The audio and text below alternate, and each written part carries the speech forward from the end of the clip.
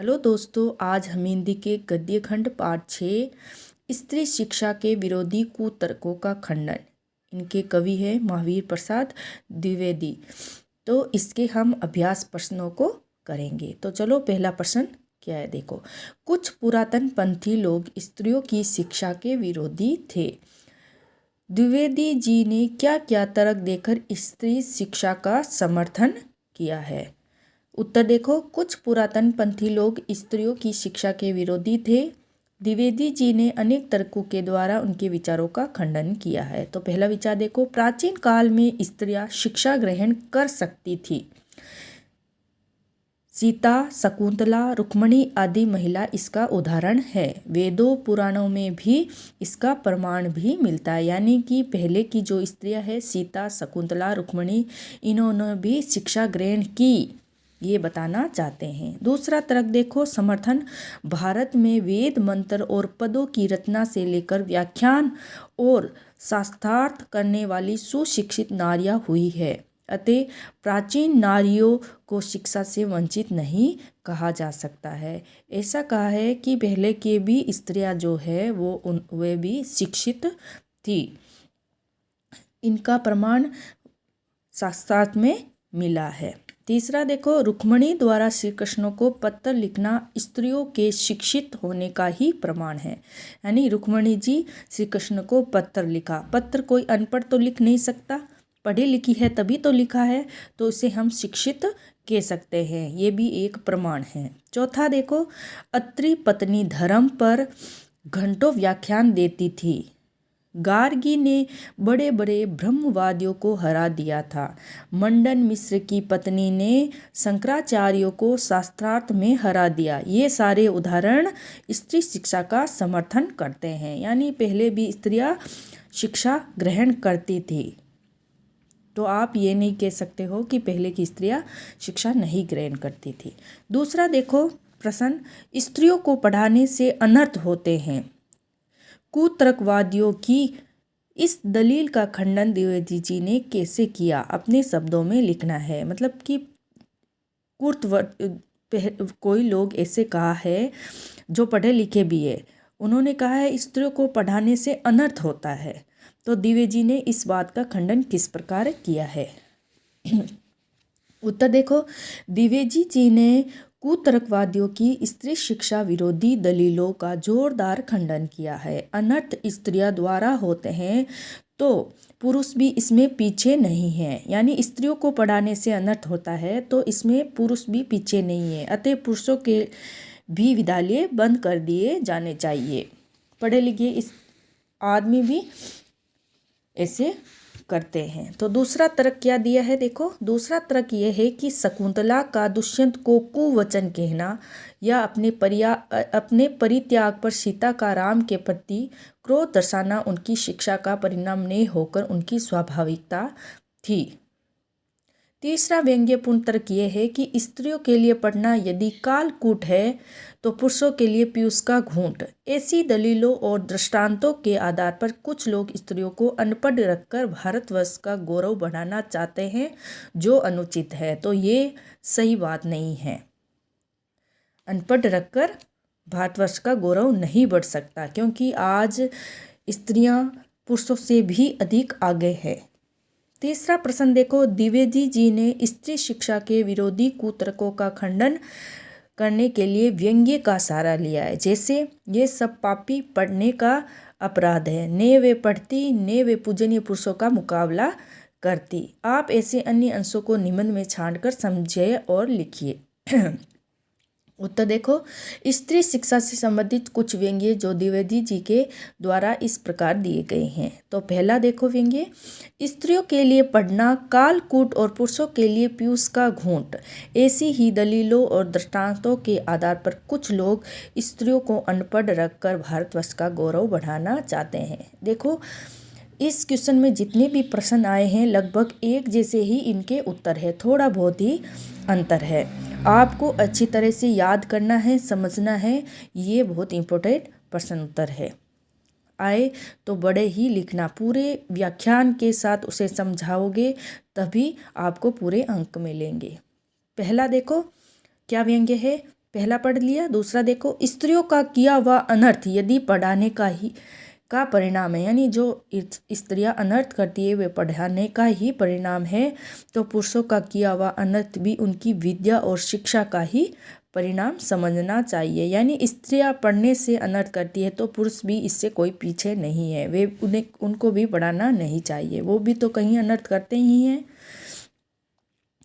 तीसरा देखो, शकुंतला का ये कथन, आर्यपुत्र शाबाश, बड़ा अच्छा काम किया जो मेरे साथ गंधर्व विवाह करके मुकर गए। नीति, न्याय, सदाचार और धर्म की आप प्रत्यक्ष मूर्ति हैं। चौथा देखो, अत्रि की पत्नी धर्म पर व्याख्यान देते समय घंटों पांडित्य प्रकट करे। गार्गी बड़े बड़े ब्रह्मवादियों को हरा दिए। मंडन मिश्र की सहधर्मचारिणी यानी पत्नी शंकराचार्य के छक्के छुड़ा दिए। ऐसे ऐसे व्याख्यान दिए हैं। पांचवा व्यंग्य देखो, जिन पंडितों ने गाथा, सप्तशती, सेतुबंध, महाकाव्य और कुमारपाल चरित आदि ग्रंथ प्राकृत में बनाए हैं, वे यदि अपढ़ और गंवार थे तो हिंदी के प्रसिद्ध से भी प्रसिद्ध अखबार का संपादन को इस जमाने पर अपढ़ और गंवार कहा जाता है। यानी कि जो पहले प्राकृत भाषा थी, यानी कि हमारी जो बोलचाल की भाषा है, वो ही उन्होंने स्त्रियों ने लिखी है अपने ग्रंथ में, तो उसे अपढ़ कहा गया है। तो आज जो हिंदी के प्रसिद्ध कवि, जो भी संपादक, जो भी है, वो अपनी भाषा में ही लिखते हैं, तो उसे भी गंवार कहा जाना चाहिए, ये कहा है, क्योंकि वे अपने ज़माने के प्रसिद्ध भाषा में अखबार लिखता था, यानी अपनी ही भाषा में अखबार लिखा जाता था। चौथा देखो, पुराने समय में स्त्रियां द्वारा प्राकृत भाषा में बोलना क्या उनके अपढ़ होने का सबूत है? पाठ के आधार पर स्पष्ट कीजिए। ये देखो, अभी यहाँ पढ़ा था वही यहाँ पर आ गया, और इसी प्रश्न में जो पहले आए थे वो पहले का है, दूसरे का मिलावट से ही उत्तर बने हैं। पुराने जमाने की स्त्रियां द्वारा प्राकृत में बोलना उनके अपढ़ होने का प्रमाण नहीं है, क्योंकि उस समय बोलचाल की भाषा प्राकृत ही थी, जिसे सुशिक्षितों द्वारा भी बोला जाता था। मतलब जो शिक्षित थे वो भी यही भाषा बोलते थे। जिस तरह आज हिंदी जनसाधारण की भाषा है, यदि हिंदी बोलना, लिखना अपढ़ और शिक्षित होने का प्रमाण नहीं है, तो उस समय प्राकृत बोलने वाले भी अनपढ़ और गंवार नहीं हो सकते। समझ में आया? इसका एकमात्र कारण यही है कि प्राकृत उस समय की सर्वसाधारण की भाषा थी, तथा आज साहित्य हमेशा आम बोलचाल की भाषा में लिखा जाता है। अतः उस समय की स्त्रियों का प्राकृत भाषा में बोलना उनके अनपढ़ होने का सबूत कदापि नहीं है। मतलब उस समय वही भाषा मानी गई है, तो उसे हम अपढ़ा व अनपढ़ नहीं कह सकते। अगला पांचवा प्रश्न देखो,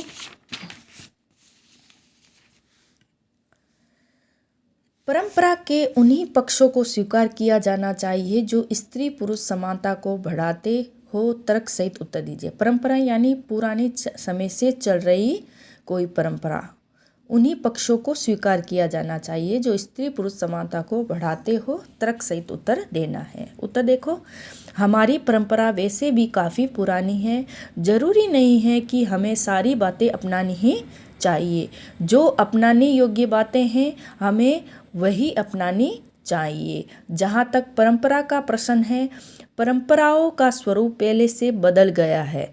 प्राचीन परंपराएं कहीं कहीं पर स्त्री पुरुषों में अंतर करती थी, परंतु आज स्त्री तथा पुरुष दोनों ही एक समान है। समाज की उन्नति के लिए दोनों का सहयोग जरूरी है। ऐसे में स्त्रियों का महत्व कम समझना गलत बात होती है, इसे रोकना चाहिए। स्त्री तथा पुरुष की असमानता की सोच की परंपरा को बदलकर स्वस्थ समाज के निर्माण का दायित्व पूर्ण करना चाहिए। ये कहना चाहते हैं कि पहले जो परंपरा थी, कहीं न कहीं स्त्री पुरुष को भेदभाव रखा जाता, लेकिन आज ऐसा नहीं है, क्योंकि परिवार को बनाने के लिए स्त्री पुरुष दोनों का महत्व जितना ज़रूरी होता है, उतना ही समाज को भी बनाने के लिए, समाज की उन्नति के लिए दोनों का होना बहुत ज़रूरी है। छठा लास्ट देखो, तब की शिक्षा प्रणाली और अब की शिक्षा प्रणाली में क्या अंतर है। यानी पहले की शिक्षा प्रणाली और आज की शिक्षा प्रणाली में क्या अंतर है। पहले की शिक्षा प्रणाली और आज की शिक्षा प्रणाली में बहुत परिवर्तन आया है। तब की शिक्षा प्रणाली में स्त्रियों को शिक्षा से वंचित रखा जाता था। पहले शिक्षा प्राप्त करने के लिए विद्यार्थियों का गुरुकुल में रहना जरूरी था। यानी पहले स्त्रियों को वंचित तो किया जाता, लेकिन घर घराने की स्त्रियां जो बड़ी थी उनके टीचर उनके घर पर भी आके पढ़ाते थे, और जो पुरुष थे राजकुमार थे उन्हें गुरुकुल में जाकर पढ़ना पड़ता था और वहीं रहना पड़ता था, जैसे आजकल हॉस्टल होते हैं। और वहाँ पर भी ऊंच जाति के लोग ही पढ़ सकते थे, हर जाति के लोग नहीं पढ़ सकते थे। तो ये भेदभाव था, लेकिन आज विद्यालय में हर जाति का व्यक्ति पढ़ सकता है। तो वंचित रखा जाता। पहले की शिक्षा प्राप्त करने के लिए विद्यार्थियों को गुरुकुल में रहना जरूरी था, परंतु आज शिक्षा प्राप्त करने के लिए विद्यालय है। पहले शिक्षा एक वर्ग तक सीमित थी, लेकिन आज किसी भी जाति तथा वर्ग के लोग शिक्षा प्राप्त कर सकते हैं। आज की शिक्षा प्रणाली में स्त्री पुरुषों की शिक्षा में अंतर नहीं किया जाता है, क्योंकि पहले की शिक्षा में जहाँ जीवन मूल्यों की शिक्षा पर बल दिया जाए, जीवन मूल्य अपने जीवन के मतलब अपनी रक्षा के लिए या जीवन मूल्यों के लिए पर बल दिया जाता है, लेकिन आज व्यवसायिक तथा व्यवहारिक शिक्षा पर बल दिया जाता है। गुरु परंपरा भी लगभग समाप्त हो ही चुकी है। मतलब गुरु की जो परंपरा है वे समाप्त, आजकल स्कूल में ही पढ़ाया जाता है। तो आशा करती हूँ आप सभी को इस चैप्टर के क्वेश्चन आंसर अच्छी तरह समझ में आए होंगे। Thank you.